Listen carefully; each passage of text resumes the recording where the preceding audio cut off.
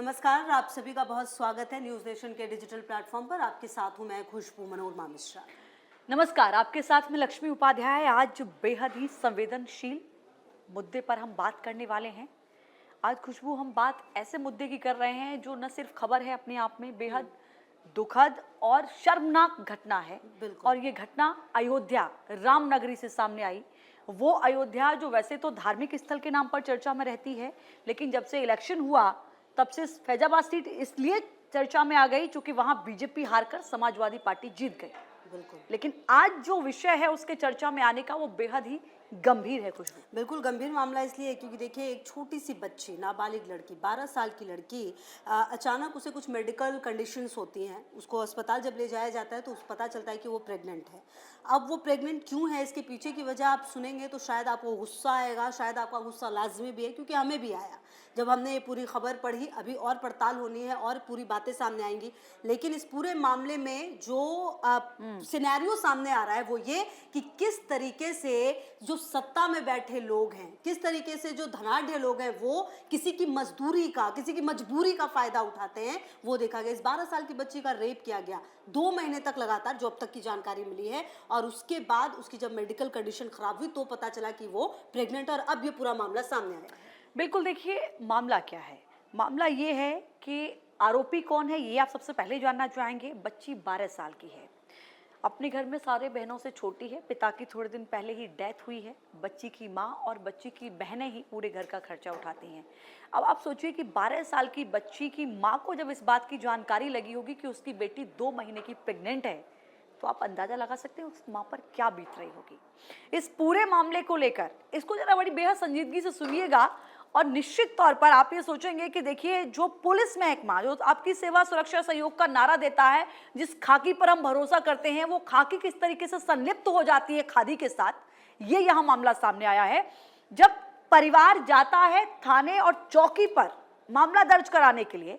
मामला ये था कि एक बेकरी की दुकान चलाता है व्यक्ति जिसका नाम है मोहित खान, समाजवादी पार्टी से ताल्लुक रखता है। भदरसा एक गांव है, पास में ही एक कस्बा है, भदरसा नगर का ये अध्यक्ष है समाजवादी पार्टी से। नोट कर लीजिए, अभी जो सांसद जीते हैं उनका बेहद करीबी माना जा रहा है अवधेश प्रसाद का। खुद मुख्यमंत्री ने विधानसभा में इसका जिक्र किया है कि बहुत करीबी है, और अभी तक कोई समाजवादी पार्टी की ओर से इस पर बयान नहीं आया। कांग्रेस पार्टी की तरफ से कोई बयान नहीं आया। कितने एक्टिव दिखे हैं पिछले कुछ समय से। हाँ, लेकिन इस पर आप बिल्कुल चुप्पी साधे हुए हैं। तो जब परिवार जाता है एफआईआर के लिए, तो खुशबू क्या कहा जाता है, जो राजू नाम का लड़का है जो उसकी दुकान पर काम करता था, जिसने इस लड़की को बुलाया था कि आपको मोहित खान बुला रहे हैं, आपको बिस्किट दिया जाएगा, क्योंकि बेकरी की शॉप है, 12 साल की बच्ची है, वो चली गई। उसके साथ रेप किया, उसका वीडियो बना लिया, जिसके दम पर उसको ब्लैकमेल किया, और 2.5 महीने से लगातार उसके साथ ये कुकृत्य करते रहे। बच्ची 2 महीने की प्रेग्नेंट हो गई। जब परिवार जाता है चौकी पे तो कहा जाता है कि राजू का नाम तो ठीक है, लेकिन जो दूसरा नाम है उसको हटा दीजिए। बिल्कुल, इसी से आप समझ सकते हैं कि जो बात लगातार कही जा रही है, खादी और खाकी जब मिल जाते तो देखिए इस तरह के कर्म होते हैं, कांड होते हैं। और आज उस बच्ची की स्थिति समझिए, और अब आप सबसे बड़ी बात ये समझिए कि इस पूरे मामले में सीएम योगी लेकिन एक्शन में है। अब पूरा मामला सामने आने के बाद बुलडोजर से लेकर तमाम कार्रवाई होगी, और इनफैक्ट 13 जुलाई को गिरफ्तारी भी हो चुकी है मोहित और उसके कर्मचारी की, अपडेट भी है। और साथ ही साथ इस पूरे मामले में राजस्व विभाग ने भी कार्रवाई शुरू कर दी है। 2 अगस्त को मोहित खान की संपत्तियों की जांच के आदेश दे दिए गए थे, बेकरी को सील कर दिया गया था और लाइसेंस भी रद्द कर दिया गया था। तो ये वो अपडेट है पूरे मामले में। और अभी कुछ देर पहले की जानकारी ये भी सामने आई थी कि बुलडोजर भी पहुंच चुका और कार्रवाई आगे भी होगी। लेकिन इन सबसे इतर सबसे बड़ी बात ये है कि अगर किसी पार्टी के, देखिए अब समाजवादी पार्टी ने लक्ष्मी इतना अच्छा प्रदर्शन किया है इस चुनाव में, आप एक मुखिया है, और अगर इस तरह के किसी व्यक्ति का नाम सामने आता है तो आपकी जिम्मेदारी होती है कि आप खुद मुखर होकर सामने आए। आप खुद कहें कि गलत हुआ है तो गलत हुआ है, आप उसको प्रिटेंड क्यों कर रहे हैं, इंतजार क्यों कर रहे हैं, किस बात का आप इंतजार कर रहे हैं। इसी से समाज में गलत जो एक तरह से आप कहते हैं मैसेज जाता है, उस 12 साल की बच्ची के लिए आपको सोचना चाहिए, और सोचना चाहिए कि आप समाज का प्रतिनिधित्व फिर कैसे करेंगे अगर आप उनके लिए नहीं बोल पाएंगे। आप जीते हैं उस सीट, आप जीते हैं। अवधेश प्रसाद से जब पूछा गया इस मामले में, तो आप कह रहे हैं कि मुझे नहीं पता। आपके संसदीय क्षेत्र का मामला, एक व्यक्ति जो आपके साथ बैठता उठता है, आपका वो आरोपी है। 29 तारीख को मामला दर्ज हुआ, इसमें 30 जुलाई को गिरफ्तारी भी हो गई है। बुलडोजर वहां पर इस वक्त जब हम आपसे बात कर रहे हैं तो वहां खड़ा हुआ है। बहुत जल्द बुलडोजर की कार्रवाई आपको देखने को मिलेगी। लेकिन सवाल ये उठता है कि उस पुलिस पर आप सोचिए कि जिस पुलिस के पास माँ एफआईआर दर्ज कराने गई, उसने कहा कि इस मोहित खान का नाम हटा दीजिए। उसके बाद थाने में कोई रिस्पॉन्स नहीं मिला। जब उच्च अधिकारी एसपी और डीएम लेवल तक परिवार पहुंचा, उसके बाद एफआईआर दर्ज हुई है।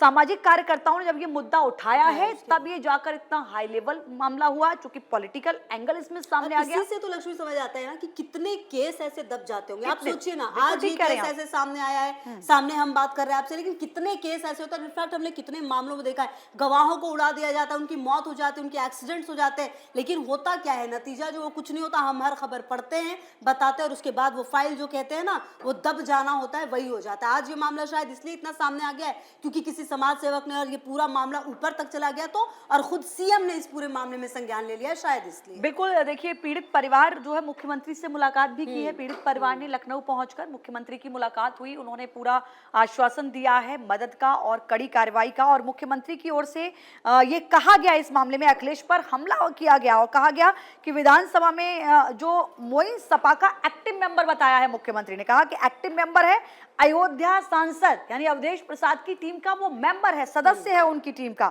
अभी तक उसको लेकर कोई बयान सामने नहीं आया।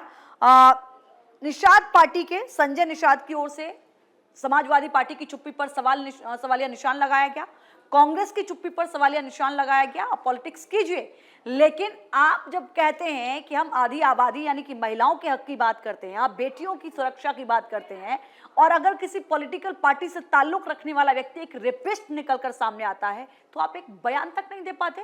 अब तक आपने उसको पद से हटाया नहीं, पार्टी से ये बड़ा आपने सवाल उसको है। हटाया नहीं। आप इंतजार कर रहे हैं, पता नहीं किस बात का इंतजार कर रहे हैं। अच्छा, एक बात ये भी इस पूरे मामले में सामने आई है कि इस मामले में देखिए आरोप है कि मोहित ने के साथियों ने पीड़ित परिवार के साथ जाकर सुलह की धमकी भी दी थी। हाँ। कि मतलब आप सुलह कीजिए वरना आपके साथ और बुरा होगा, जैसा कि अमूमन हम देखते हैं इस तरह के केसेस में।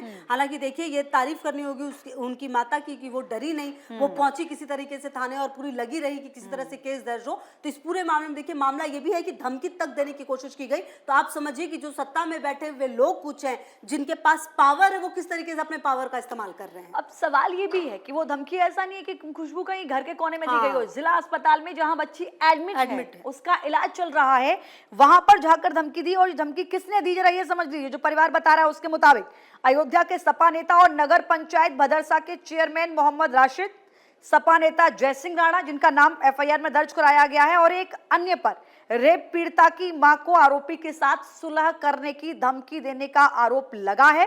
पीड़ित परिवार ने इन सभी आरोपों को लेकर कहा कि रात को 11 बजे जिला महिला अस्पताल ये लोग पहुंचे, केस वापस लेने का दबाव बनाया, सुलह करने का दबाव बनाया और उनको धमकी दी। यानी अगर आपने केस वापस नहीं लिया तो क्या होगा, आप समझिए कितने बड़े लेवल पर जो है हम देख रहे हैं कि इस तरीके की घटना है। ये एक आपका नगर अध्यक्ष जिस पर रेप का आरोप है उसको हटाया नहीं जाता, वहां के सांसद इस पर कोई बयान नहीं देते।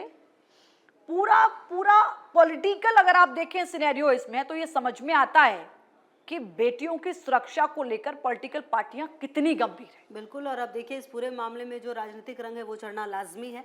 हालांकि जब आज सीएम ने ट्वीट किया फोटोज के साथ, उन्होंने बताया कि किस तरीके से मुलाकात हुई पीड़ित परिवार से और हम जो है सजा दिलवा कर रहेंगे जिसने भी इस तरह का काम किया है।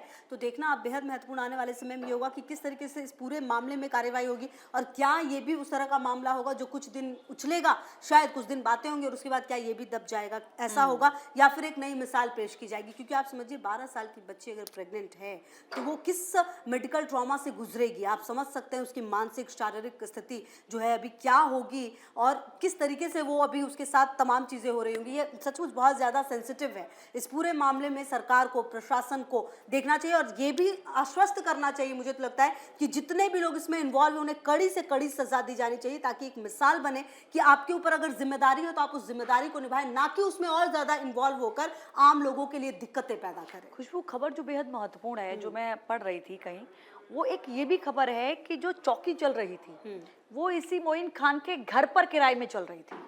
जिस चौकी इंचार्ज ने इसका नाम हटाने के लिए बताया, वो चौकी आप ये सोचिए कि जो आरोपी है उसके घर में अगर चौकी चल रही है तो उसकी पहुंच कैसी रही। ठीक है, रेंट पर चल रही थी, किराए पर चल रही थी, अलग बात है, लेकिन आप ये अंदाजा लगाइए कि पुलिस वालों से उसका उठना बैठना, चूंकि आप पॉलिटिकल अप्रोच भी आपकी अच्छी है, आप नगर अध्यक्ष हैं, और चाहे आप विपक्ष में क्यों ना हो, बट आपका सांसद वहां पर है, आपकी हनक तो रहती है। बिल्कुल। तो उस हनक के चलते आप सोचिए कि उस आदमी का नाम हटाने के लिए पुलिस वाले कहते हैं। ये सवाल तो सत्ता पक्ष से बनता है, आपकी पुलिस नाम हटाने को कह रही है। ये हम सभा से नहीं पूछेंगे, विपक्ष से नहीं पूछेंगे, ये तो सरकार से सवाल किया जाएगा कि आपकी पुलिस आरोपी का नाम हटाने के लिए एक पीड़ित परिवार को कैसे कह सकती है। बिल्कुल, इसकी भी जांच होनी चाहिए निश्चित तौर पर। नहीं, इसमें कार्रवाई की है हाँ, सीएम ने। बिल्कुल बिल्कुल कार्रवाई होनी भी चाहिए थी। देखिए, क्योंकि अब जो सबसे पहला व्यक्ति अगर आपके साथ कुछ बुरा होता है तो याद कौन आता है? पुलिस प्रशासन। अगर वही इस तरह की घटनाओं में लिप्त रहेंगे तो आप भरोसा किस पर करेंगे? आप कहां पर जाएंगे न्याय के लिए? क्योंकि सबसे पहली सीढ़ी तो वही है ना। तो इसीलिए सवाल यही है कि इस पर किस तरह की कार्रवाई होगी, ये देखना बेहद महत्वपूर्ण है।